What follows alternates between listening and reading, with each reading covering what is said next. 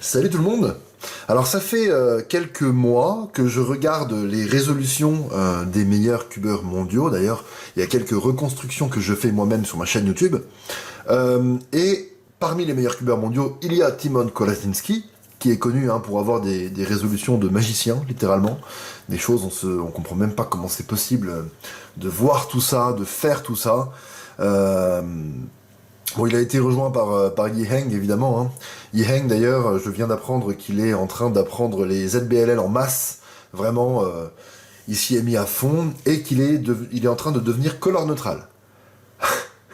Donc, Yiheng, qui nous a prouvé qu'il était capable de one-look les F2L et qui apprend des ZBLL et qui devient color neutral, on est peut-être en train de rentrer dans une nouvelle ère de domination absolument ultime et sans aucune concurrence de Yiheng. À suivre dans les prochains mois. En tout cas, ce dont je vais parler dans cette vidéo, c'est une manière d'utiliser le multi-slotting. Une manière d'utiliser le multi-slotting que Timon réalise très souvent en résolution, et c'est même ce qui fait que ces résolutions sont incroyables. Si on remonte un petit peu dans le temps, 10 ans en arrière, quand la domination ultime venait de Félix, Félix disait, donc il y a 10 ans, il y a même un peu plus que 10 ans, Félix disait, si je fais pas une X-Cross, ma résolution sera forcément pas bien. Et ben, j'ai l'impression que ce truc-là, c'est la version 2024 de ce que disait Félix à l'époque. C'est-à-dire, c'est une manière de voir les choses, utilisée par Timon, principalement, mais aussi d'autres, qui fait que quand il fait ça, sa résolution est extraordinaire, et quand il fait pas ça, il y a plus de chances que la résolution soit pas aussi dingue. Alors, évidemment, ce que je vais vous montrer, ça existait déjà avant. Certains le faisaient avant. Ça fait même très longtemps que certains le font.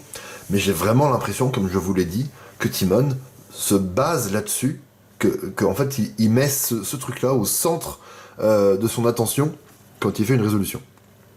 Donc c'est une manière de faire du multi-slotting. Si vous ne savez pas ce que c'est que le multi-slotting, ça ne sert strictement à rien de regarder la vidéo, vous allez être complètement perdu.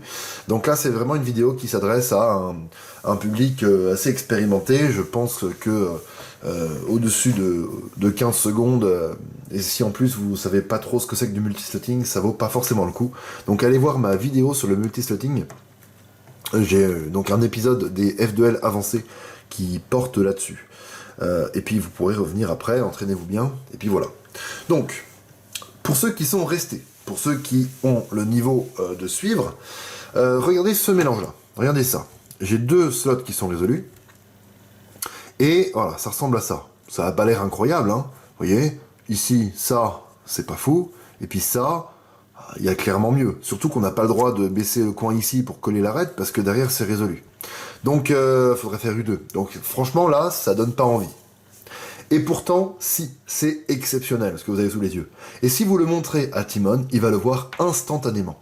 Mais vraiment instantanément, c'est quelque chose d'instantané. Comme qu'il y a un joueur d'échecs expérimenté, grand maître international, vous lui montrez une position avec un échec et mat en un seul mouvement, il va prendre la pièce, il va mettre échec et mat tout de suite. Donc là, c'est pareil. Donc, je vous ai mis un mélange en description qui vous permettra d'arriver à ça. Faites-le avec la face verte en face et la face jaune au-dessus, et vous arriverez à cette position précise, et cherchez. Mettez la vidéo sur pause maintenant, parce que je vais donner la solution. Donc voilà, faites-le absolument. Alors, ok, qu'est-ce qu'il faut faire? Eh ben regardez, on a un coin qui est résolu. Le multi-slotting, on le fait quand on a un coin et une arête qui sont résolus. Je vais juste vous montrer ça, vous rappeler un petit peu le principe du multi-slotting. Ici, j'ai un coin qui est résolu, j'ai une arête qui est résolue. Ici, là, il faut se rendre compte que ça, c'est une paire, puisque l'arête, elle est bien orientée. Une arête bien orientée, c'est une arête qui se résout uniquement, enfin, qui peut arriver au bon endroit, dans le bon sens, uniquement avec des mouvements R-U-L-D. R-U-L-D. Et là, c'est le cas. Elle peut. Donc l'arête, elle est bien orientée. Et comme l'arête, elle est bien orientée, et ben en fait, comme on a une paire, on peut mettre le coin ici, là, et du coup, cette paire doit aller là. On la met, déprime, et ça résout les deux. Donc ça, c'est le genre de choses qu'il faut absolument voir. Ici, autre exemple de multi-slotting, j'ai un coin, j'ai une arête, ok, bah très bien.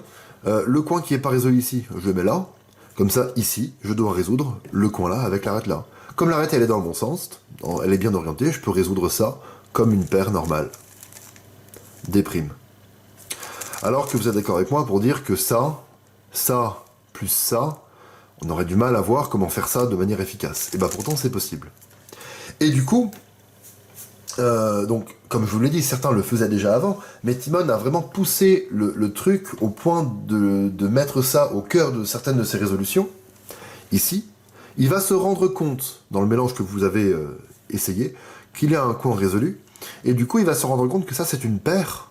Donc il suffit d'insérer l'arête pour avoir justement un cas de multislotting, pour aller justement pouvoir faire un espèce de UD', insérer ça, D, et c'est terminé. Donc moi ce que je vais faire ici, maintenant que je vous ai montré ça, c'est que je vais faire des mélanges, et je vais voir si j'arrive à faire ça. Sachant que je me suis jamais vraiment entraîné. En fait, c'est même un truc un peu embêtant, c'est que ça fait quelques mois que je revois ça dans les résolutions de Timon, notamment, mais en fait, je me suis jamais posé, je me suis jamais dit, ok, je vais m'entraîner à le faire. C'est un peu nul comme état d'esprit. Donc ok, je vais faire ça. J'ai sorti des mélanges, je vais faire les mélanges. Vous les aurez dans la description. Et voilà, là je vais vous donner la croix exactement comme je la fais, comme ça vous aurez la même suite que moi. Alors ici, comment on va faire la croix? C'est pas incroyable, hein. Je vais faire avec orange en face F, D', R', pour mettre vert et bleu, D', L2, D', F. Ok, j'ai une arête ici. Je vais faire comme si je l'avais pas vu, et justement, bah, du coup, je vais essayer de faire en sorte qu'il y ait un slot là ou un slot là à faire à la fin. Donc, ok, qu'est-ce que je vois? Alors, je vois ça, mais je vais pas le faire. Je vois ce coin-là, j'ai vu que l'arête était ici. On va faire comme ça, on va l'insérer derrière. Alors j'ai vu ça, mais je le fais pas. Je veux que le slot là, il soit libre. Donc je vais résoudre ça. Ok, maintenant stop, on réfléchit. On va s'autoriser à faire une rotation. Bon là ça m'arrange pas, le coin que je veux mettre ici, parce que là comme j'ai l'arête, ça veut dire que je veux mettre le coin ici. Il est vers le haut. Bon, c'est un peu chiant, mais on va faire comme ça. Et on va le mettre. Ok. Et donc maintenant, bah du coup j'ai juste à faire D, résoudre ça. D'. Donc là ça vaut pas forcément le coup parce que le blanc est en haut. Vous voyez, je découvre un petit peu ça. Si on se force à faire ce que Timon fait, après je répète encore, hein, c'est pas le seul à faire ça, mais lui il le fait tellement souvent que voilà. Si on se force à le faire, il y a des fois on va être embêté parce que le blanc est en haut et du coup ça vaut pas forcément le coup. Ok, très bien. J'apprends en même temps, c'est bien, c'est l'avantage. Alors, ok, ici, nouveau mélange. C'est un peu nul, hein, tout ça. C'est même très nul. Je vais prendre bleu en face, je vais faire RD, R', D', R. D2, et je vais mettre la bleue. C'est un truc que j'aime bien faire parce qu'en fait, bah du coup... tout ce qui est sur la gauche du cube ne bouge pas. Donc il y a beaucoup de mouvements, mais au moins ça permet d'anticiper bien et sur ces premières paires. Là, est-ce qu'il n'y a pas une arête qui est bien mise? Non. Vous savez quoi? Je vais faire n'importe quoi, je vais mettre un coin. Hop, voilà, j'ai mis un coin. Et puis ensuite, on réfléchit. Donc je vais faire ça, qui doit aller là. Je vais considérer que devant c'est résolu. Donc je vais faire ça, et réinsérer comme si c'était résolu. Je vais résoudre ça à l'arrière. Et stop. Donc ça, là j'ai un coin. Donc ça veut dire qu'à côté, il faut que je mette l'arête. Donc j'ai l'arête qui était comme ça. En faisant Y, 1, 2, 3. J'ai mis donc ça en 3 mouvements. 4 pour créer le slot à l'arrière. 5, je vais résoudre ça. 6, 7, 8, 9, 10, 11, 12, 13. Et donc j'ai économisé quelques mouvements quand même, hein. Ok. On va en refaire un. Bon, je pense pas avoir eu des cas exceptionnels là, mais ça peut valoir le coup quand même. Alors ici, qu'est-ce qu'on va faire comme ça ici? Bon là c'est pareil, je ferai un truc en beaucoup de mouvements mais qui permet de voir ma première paire. Regardez, si je fais juste un F, le coin là il arrive là. Et si je fais pas de U, l'arête là elle reste là. Bon bah très bien. Pour mettre orange et vert, R, F, R. Et puis ensuite je vais tout résoudre avec des D', R, D', R, D'. Et donc j'ai les deux là. Maintenant il n'y a aucun endroit où j'ai une arête ou un coin. Ça m'embête. C'est pas grave, on va résoudre ça. U2, on va mettre ça. Et là je vais faire comme si j'avais rien vu. Le coin là, hop, on l'insère. On a fait comme si j'avais rien vu. Donc maintenant je veux résoudre... Ah bah attendez, j'avais déjà un coin. Ah oui, il y avait déjà un coin, il n'y avait pas besoin de faire ça. Donc du coup, comme l'arête vert rouge elle est là, je vais tourner, je vais faire ça, et je vais insérer. Ok. On va faire une petite rotation, juste pour mieux visualiser. Donc, non, bah, d'ailleurs il n'y avait pas besoin, parce que comme là j'ai le coin, il faut que je mette l'arête ici. Et ici, sous cet angle-là, l'arête elle est orientée. Je peux la mettre juste avec des mouvements RULD, là. Mais sous cet angle-là, elle n'est pas orientée. Donc ici, je dois la mettre comme ça. Si je fais ça, ça me donne ça, et ça c'est nul. Donc peut-être plutôt faire U2 et l'insérer comme ça. Ouais. Donc là maintenant, j'ai coin plus arête. Donc il va falloir faire un D' et résoudre les deux. Alors là, du coup, malheureusement, mon arête, elle est désorientée.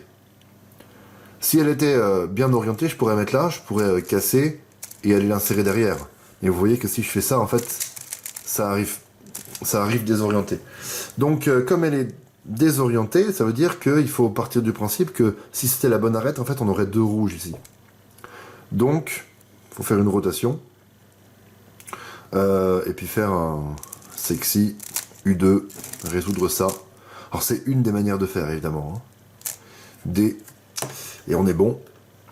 Bon, pour le moment, franchement, honnêtement, c'est pas une dinguerie absolue, hein, ce que je fais. Mais c'est la première fois que je m'entraîne à faire ça réellement. Donc c'est normal, j'ai envie de dire. Alors ok, ici, pour le mélange suivant, très facile, on va faire D', R', D. On va mettre la rouge, mettre la orange. D'ailleurs, quand j'ai mis la orange, j'ai fait L. On va quand même faire un petit U'L pour préserver ça. On va aller l'insérer. Alors, je vois vraiment pas grand-chose de bien. Et comme je vois pas grand-chose de bien, bah, du coup, je vais juste insérer l'arête. Hop, l'arête, elle est résolue. Ok, très bien. Ensuite, du coup, je veux garder le slot qui est à côté. Donc, je veux résoudre ça. Ce qui va là, c'est vert-orange. Donc, on va sortir l'arête derrière et aller l'insérer. Et donc, comme j'ai l'arête ici, là-bas, je veux qu'il y ait le coin.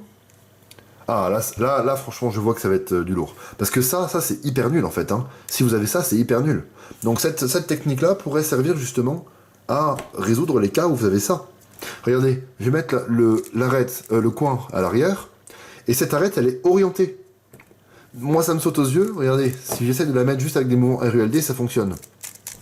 Et comme elle est orientée, D', U', et j'ai ça. D. Et je me suis débarrassé d'un truc hyper chiant à l'avant.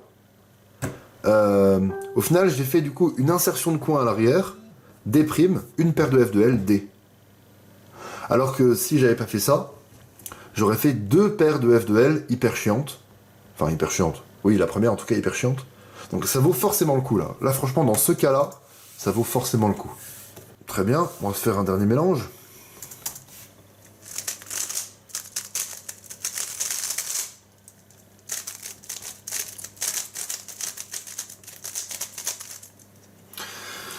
Ouf. Qu'est-ce que c'est que ce mélange? Ok, bon bah, en plus de ça, j'aurai une arête qui sera bien. Donc c'est super ça. Je prévois ma première paire évidemment ici. D, R2, j'ai une arête qui s'est mise. On va résoudre ça. Je vais résoudre ça.